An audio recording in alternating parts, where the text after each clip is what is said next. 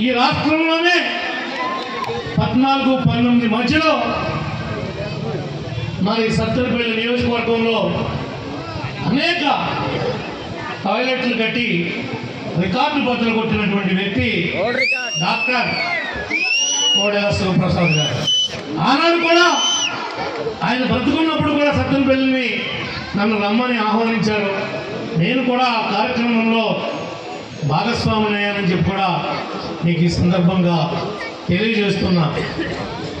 కోడెల లాంటి మనిషి పుట్టొచ్చేమో కానీ మరలా అలాంటి కోడెలను మాత్రం ఎవరు ఎప్పటికీ చూడలేరు, చూడకూడని చెప్పి కూడా మీకు ఈ సందర్భంగా మీకు తెలియజేస్తా ఉన్నాను.